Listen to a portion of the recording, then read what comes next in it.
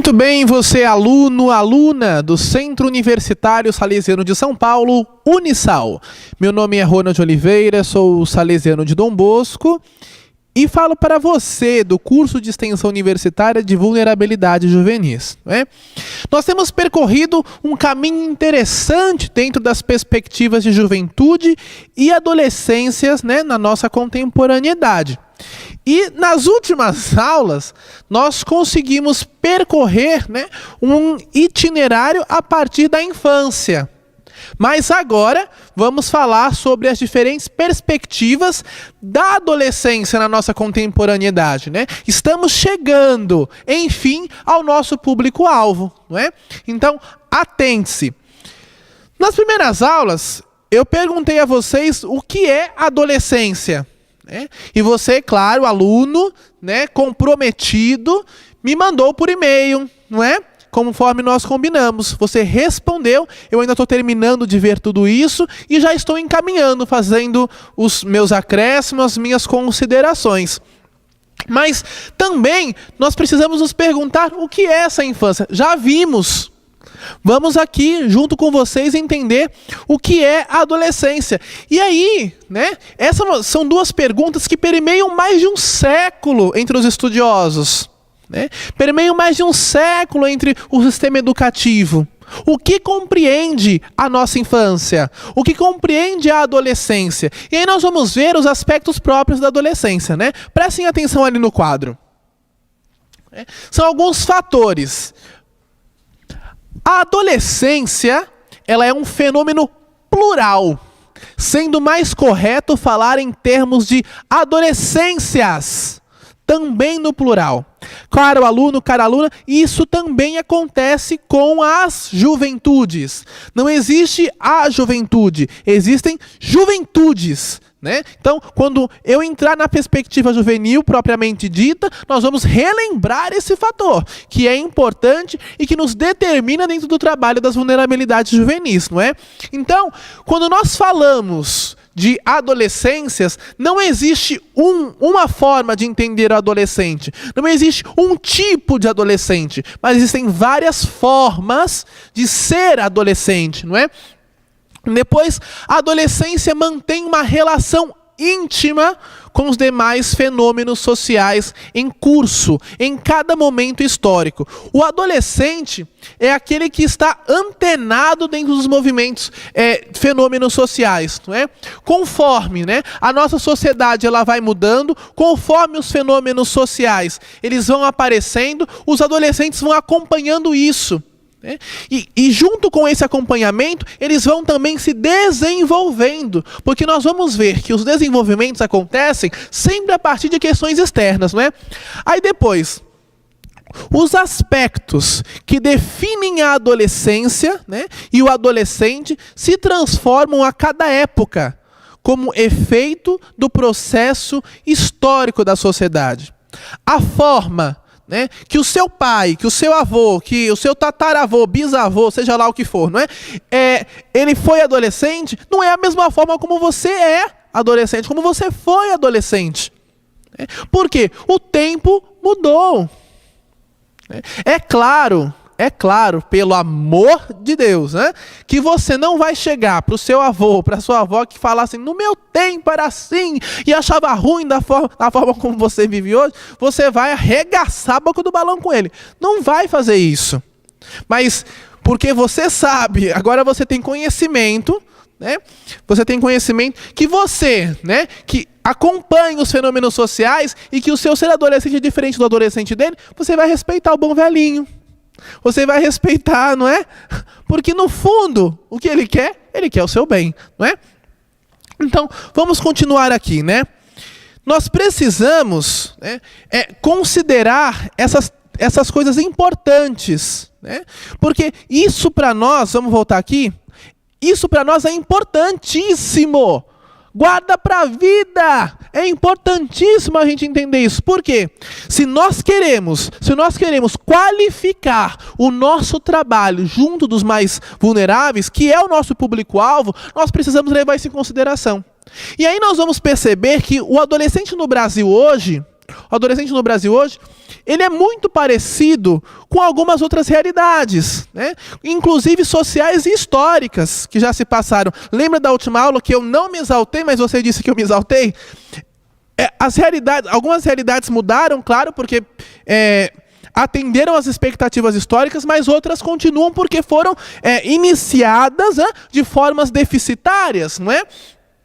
Agora, nós precisamos nos atentar, repito, nós precisamos nos atentar às peculiaridades de cada grupo de adolescentes, de cada grupo de juventudes, né, para que nós possamos ter eficácia no nosso trabalho dentro desse público específico, né? Eu até coloquei aqui, ó, é preciso compreender as particularidades que caracterizam os grupos de adolescentes que são objeto de nossa intervenção na atualidade, né? E nós precisamos estar atentos às suas experiências, sentimentos e fragilidades. Certamente, o jovem interno da Fundação Casa viveu experiências, né, grupais, pessoais, que você não viveu. E isso já faz dele e já faz de você um fulano, uma fulana diferente. E aí, se eu quero, né, fazer um sentimento de intervenção com ele, em vista da dignidade, porque esse é o nosso primeiro serviço, não é? Nós precisamos respeitar. Tem um ditado, tem uma fala, um bordão de uma novela que diz assim: respeita a minha história, respeita quem eu sou. É isso mesmo. Nós precisamos, para intervir de forma eficaz, precisamos primeiro respeitar os sentimentos, as experiências e as fragilidades. Não é fácil mexer na ferida do outro. Não é fácil cutucar a ferida do outro, porque às vezes, caro irmão, cara irmã, fala eclesial, né? Caro aluno, cara aluna, chega a feder. Quando eu cutuco o machucado, né, porque isso é instinto humano, eu bato para não mexer mais. Mas por isso que eu não posso realizar um processo de estupro com a vida do outro. Eu não posso chegar estardalhando, arregaçando, eu não posso fazer isso. Porque se nós estamos indo em busca da devolutiva da dignidade, da devolutiva humana, eu não posso ser desumano. Mesmo que eu tenha reta intenção. Por isso, se eu tenho 55, 56, 60 jovens internos, eu preciso respeitar a peculiaridade de cada um, porque cada um tem a sua história. Cada um tem a sua experiência. Mesmo que todos eles tenham algo em comum, que são, no caso, né, a vulnerabilidade e que é o cumprimento de medidas. Mas são seres humanos distintos. Né? É um crime o que por vezes acontece nos presídios, né? De colocar todos no sol, todos pagando, né, por alguma questão que acontece, todos nus diante de alguma coisa que acontece, né? É um crime fazer isso, um crime contra a humanidade, um crime contra a dignidade. E eu não estou entrando nem na perspectiva cristã, mas estou entrando na perspectiva humana apenas. Né? E aí, nós gritamos ainda pela pena de morte. Nós gritamos ainda que bandido bom é bandido morto. Nós gritamos ainda assim, se o jovem fez isso, ele que se lasque. Ele tem que ir preso mesmo e tem que sofrer as consequências. Aluno meu não pode ter esse discurso. Aluno que trabalha com vulnerabilidade juvenil não pode ter esse discurso. Por quê? A perspectiva de trabalho e de intervenção é de sempre humano. É de olhar além da perspectiva do ato infracional. é perceber que além do ato infracional, há um ser humano que tem fragilidades, que tem sentimentos e que tem experiências que talvez o fizeram chegar onde chegaram. Né? Existe um poema sânscrito que diz assim: o passado será sempre uma recordação, o futuro será sempre uma visão, porém hoje bem vivido fará de cada passado uma recordação de alegria e de cada futuro uma visão de esperança. Bom, se eu não tive um passado interessante, se eu não tive experiências de passado interessante, não sei se terei um presente, porque não tive base. E aí a minha perspectiva de futuro, ela pode ser comprometida. Mas para que eu ajude, eu não posso violar, não é, a liberdade e a dignidade desse indivíduo que eu estou acompanhando, desse sujeito que me foi colocado na mão. Por quê? São sagrados. São sagrados.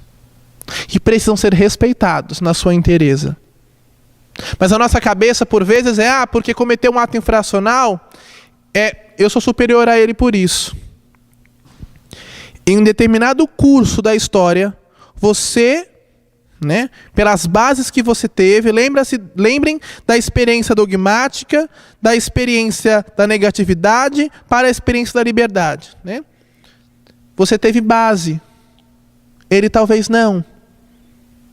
Você conseguiu qualificar, dar o salto de qualidade na sua experiência negativa, para chegar num equilíbrio para a liberdade. Ele não, porque não teve base. E eu não estou dizendo aqui que é determinista eu ser pobre e ser criminoso. Eu ser pobre e cometer um ato infracional. Não. Quantas pessoas, caro aluno, cara aluna, né, que são simples economicamente falando, e são cidadãos de peso, no sentido de viralidade social. De viralidade social. Mas existem tantos outros que permeiam nas valas sociais, nas valas marginais. Isso é muito complicado. Isso é muito complicado. Podem ser um grupo menor, mas que sofrem desde o Brasil colônia, como nós conversávamos na aula passada. Né? E não é porque são preguiçosos, não é porque são vagabundos, mas porque talvez não tiveram um mínimo de oportunidades. Não é porque não correram atrás. Percebam que é muito mais do que isso e que o buraco é muito mais embaixo. Porque se fosse fácil, nós não teríamos um sistema de cotas. Se fosse fácil, né, não existiriam vagas seletas em tipos de emprego. Isso precisaria ser para nós motivo de vergonha. Porque precisamos ir para tal medidas, né, assumir tal medidas. Porque isso quer nos dizer que nós não conseguimos superar algumas questões que ficaram lá atrás. Nós não conseguimos dar saltos de qualidades. De entender, né, que dentro de um processo social existem pessoas que sofrem mais e outras pessoas que sofrem menos. Existem pessoas que têm mais oportunidades e pessoas que têm menos oportunidades.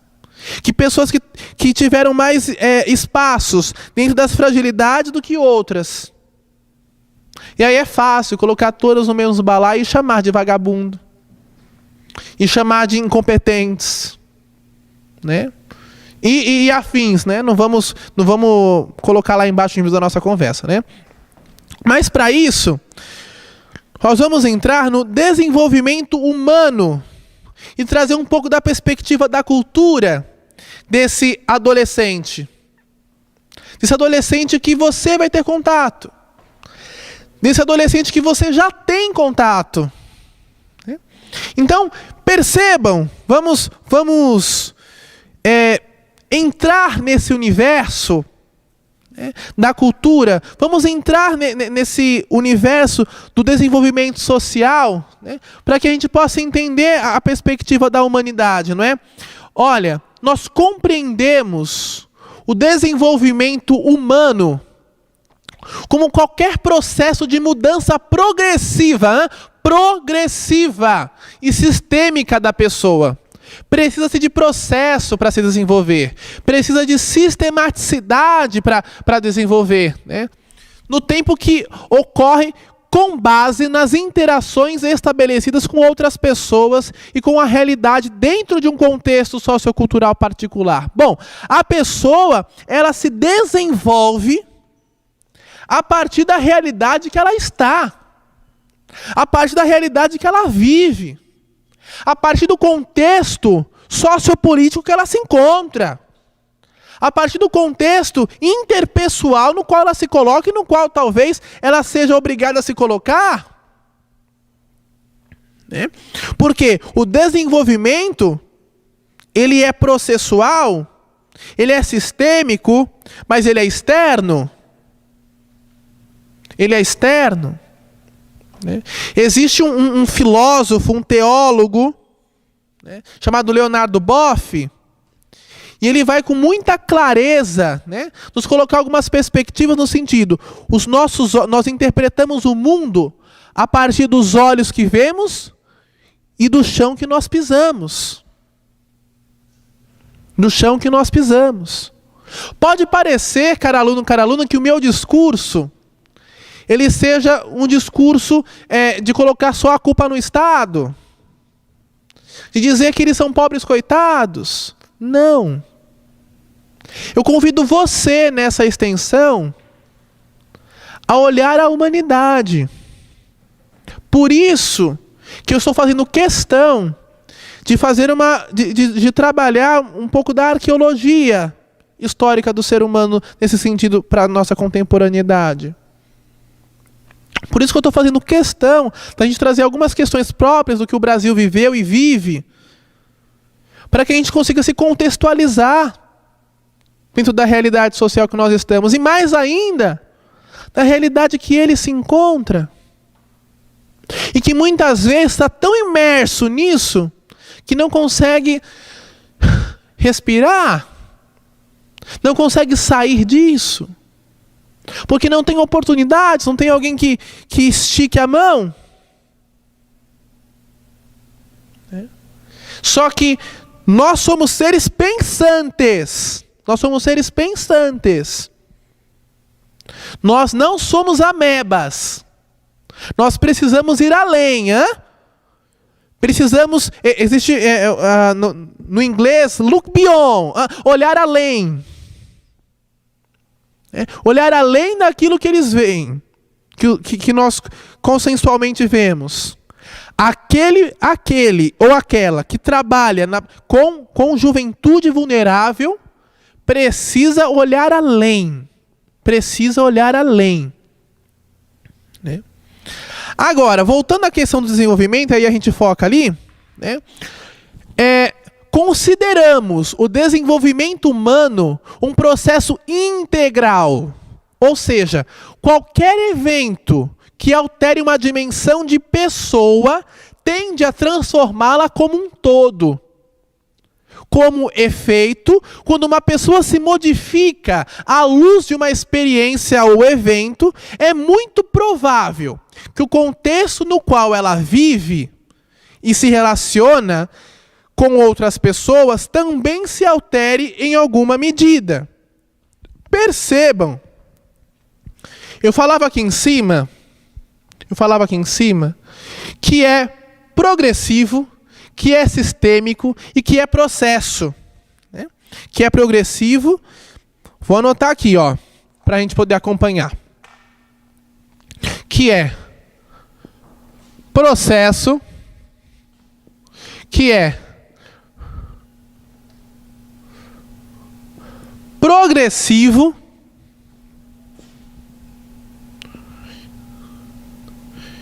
e que é sistêmico. Tá? Faltou o I aqui, É sistêmico. Agora, Além disso, eu tenho eventos que podem contribuir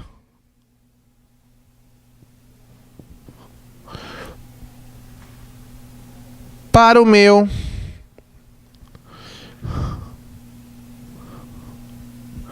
desenvolvimento, para o meu ser pessoa. Eventos que me fazem ter escolhas, tomar decisões e que influem no processo de quem sou.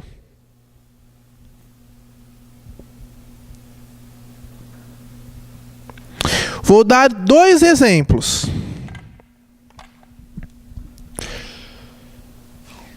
Eu sou cristão.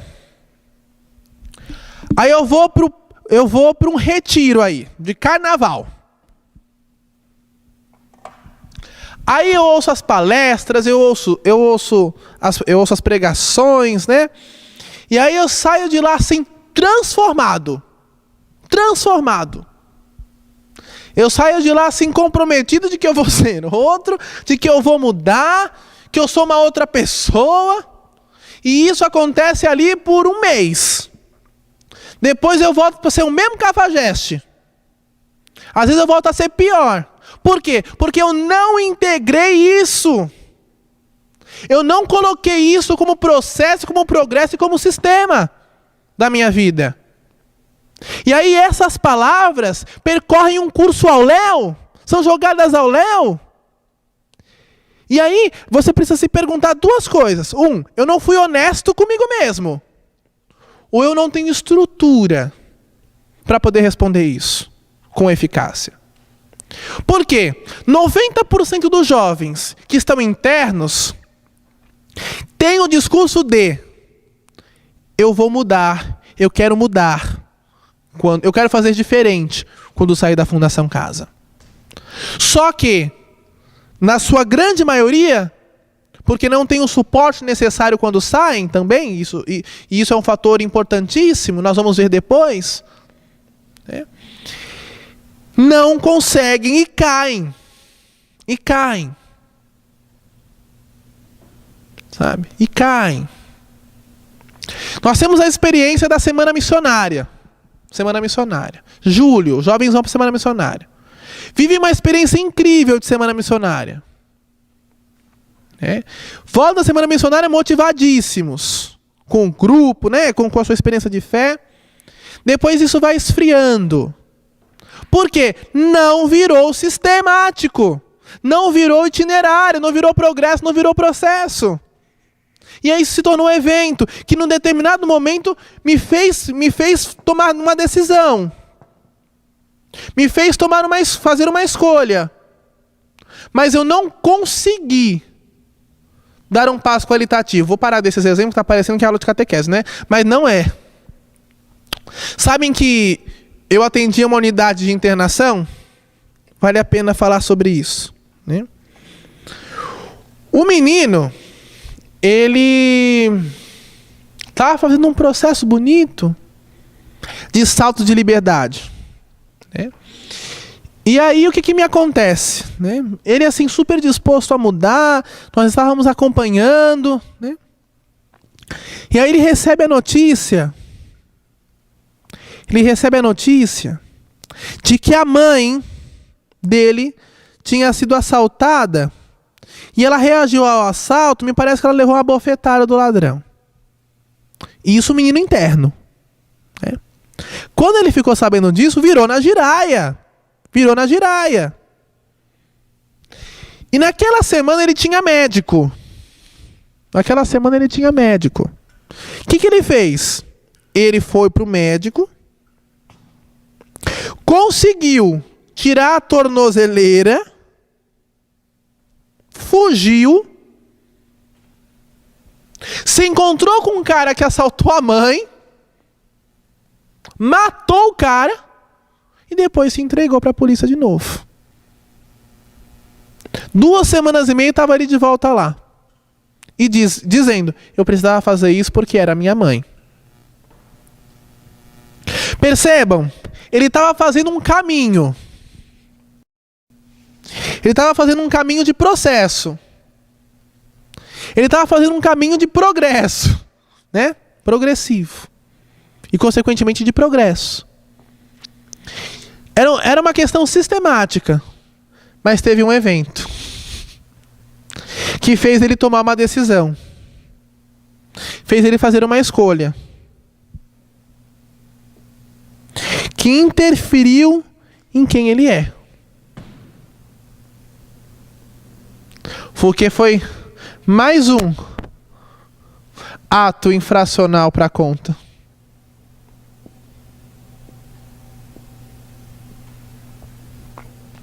Agora, continuando, né? As principais dimensões consideradas para compreender o desenvolvimento humano são, olha lá, hein? No amarelinho.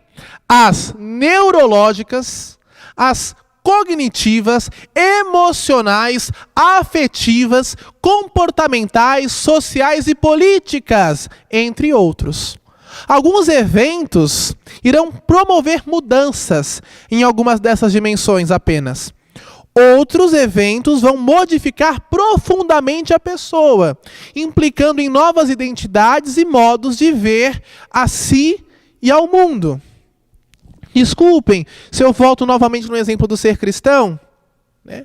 Mas quando a pessoa ela realiza uma experiência com o sagrado, isso é um evento. Mas é um evento que vira marco. Que vira marco. E aí isso é introduzido na sua história. E aí eu coloco como itinerário de vida. Eu coloco como processo. E eu sistematizo tudo isso na minha vida. Percebam. Né? Para que eu desenvolva, eu preciso levar em consideração os aspectos que eu mencionei ali atrás. Só que, se em vários desses elementos eu encontro déficits, nós precisamos repensar até que ponto eu consegui me desenvolver como pessoa. E até que ponto alguns eventos que me são colocados, né, a partir de estruturas, eu preciso me perguntar se eu consigo levar isso para frente. E se isso, infelizmente ou felizmente, se torna marco. Porque quando eu sou introduzido no mundo do crime, quando eu sou introduzido no mundo dos atos infracionais, eu preciso tomar cuidado. Porque isso pode ser um evento, mas que, porventura, pode se tornar marco. E aí, o meu desenvolvimento cognitivo, o meu desenvolvimento emocional, o meu desenvolvimento psicológico são acrescidos e desenvolvidos para outras tensões, que não o de ser pessoa a partir do contrato social que nós estabelecemos como sociedade contemporânea. E aí, por mim mesmo, sou colocado à margem, porque eu não consigo responder eficazmente à realidade de um cidadão comum. Isso é bem sério dentro da perspectiva do desenvolvimento.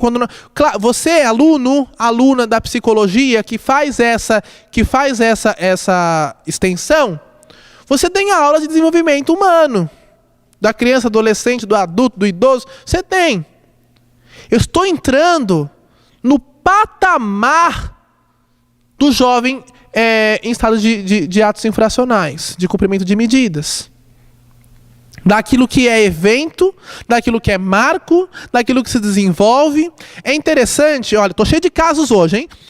Existe uma questão interessante, por exemplo, olha, eles vão desenvolvendo algumas questões que nós não desenvolvemos, assim com muita facilidade. Um deles uma vez foi em casa, e aí quando ele entrou ele olhou e falou assim, nossa, ali é fácil de entrar para roubar. Ou seja, ele foi fator para mim, para que eu me assegurasse. Não por ele, mas pelo outro. Mas que eu nunca tinha pensado nisso. Que ali haveriam possibilidades de. Entendem? Porque eles podem ter dificuldades em matemática, em português, história, geografia, ciências, mas de vida são quase doutores. Para eu continuar aqui, estou terminando, porque o meu ponto já está dizendo que eu preciso parar, né?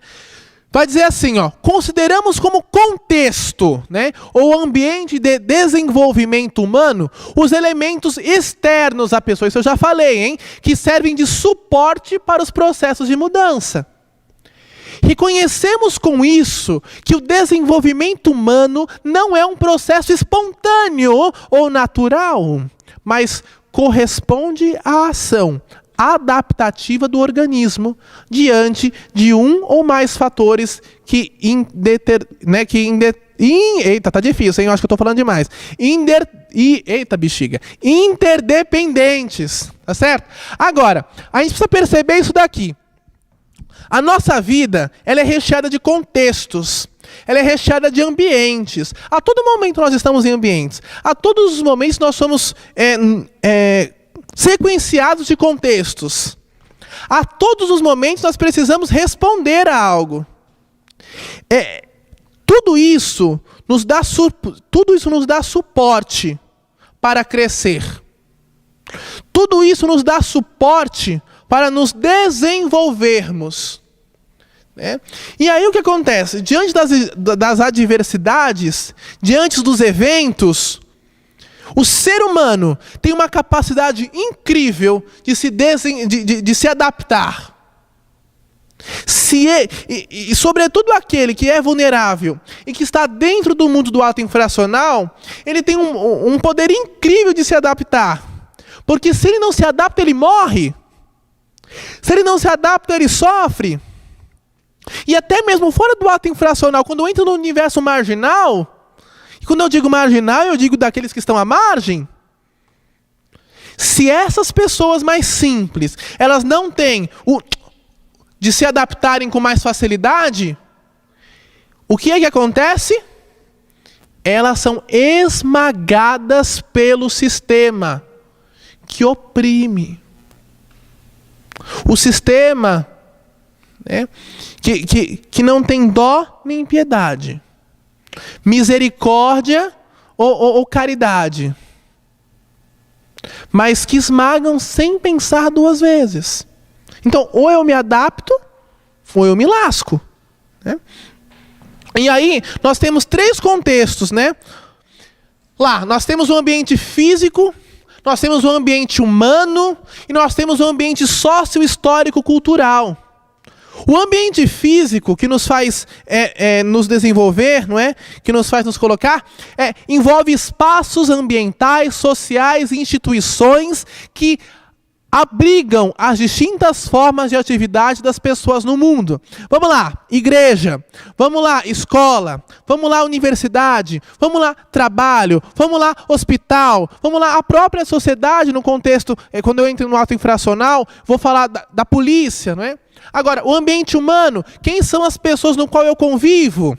Quais são as pessoas no qual me colocam inseridos num contexto cultural, num contexto social, né? Qual é o grupo, qual é a tribo que eu pertenço, né? Engloba as pessoas ou grupos que interferem direto e indiretamente nas mudanças de pessoas, né? Membros de família, professores, colegas de escola, do time de futebol, atores de um sistema socioeducativo, né?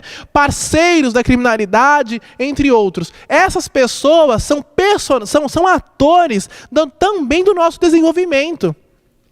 Agora, por quê? Por que eu digo isso? Porque ninguém se desenvolve sozinho. Ninguém se desenvolve sozinho. Nós somos seres políticos. Nós vivemos numa sociedade. Aristóteles vai dizer que nós somos seres políticos. Nós precisamos do outro para ser quem somos. Nós precisamos do outro para a gente se desenvolver. Agora, e por último e não menos importante, ambiente sócio-histórico-cultural, que envolve, o conjunto de crenças, valores e hábitos de um grupo que afeta todas as concepções e práticas da promoção do desenvolvimento em dado momento do processo histórico de uma sociedade. Então, o brasileiro, ele se desenvolve diferente daquele que está lá no Oriente Médio, porque os valores são diferentes, as crenças são diferentes, a cultura é diferente. O mundo ocidental se desenvolve diferente do mundo oriental, porque os valores são diferentes, a cultura é diferente, os processos agregativos são diferentes. E nós caímos no erro de colocar tudo no mesmo balaio, de colocar tudo dentro do mesmo saco. Quanta ignorância nossa, quanta inocência nossa, quanta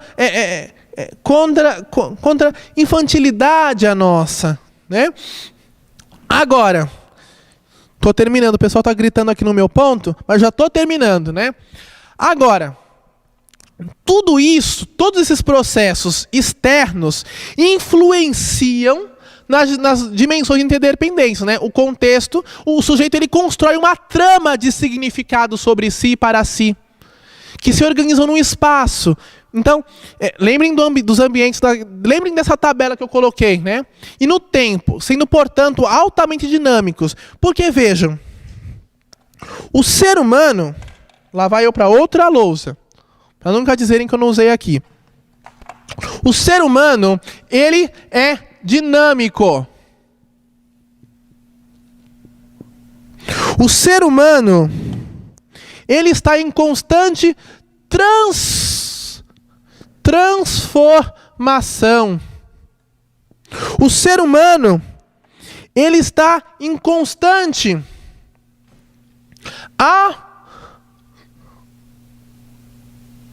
aprofundamento. E aí o que acontece?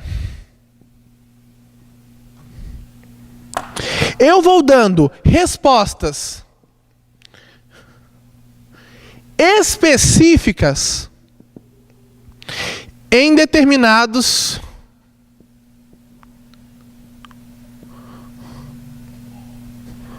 momentos da minha vida e da minha história.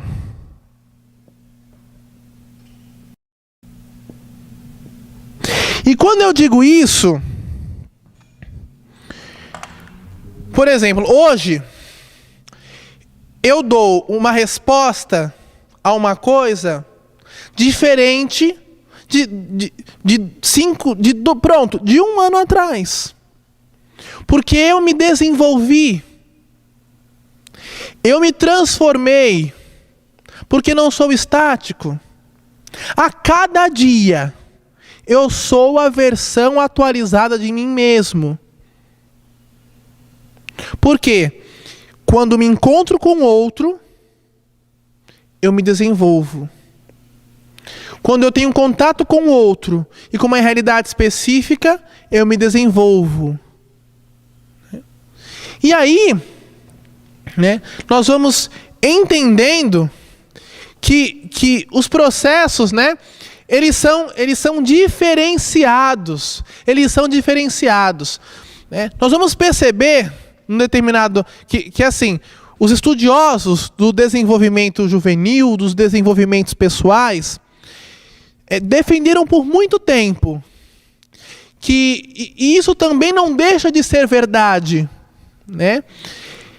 que num determinado curso do desenvolvimento humano, as pessoas podem apresentar comportamentos semelhantes, comportamentos parecidos, atitudes parecidas, mas eu jamais posso fechar conceito de que isso é uma verdade absoluta. Cada vez mais, os estudiosos vão nos colocando que cada pessoa precisa ser vista como única.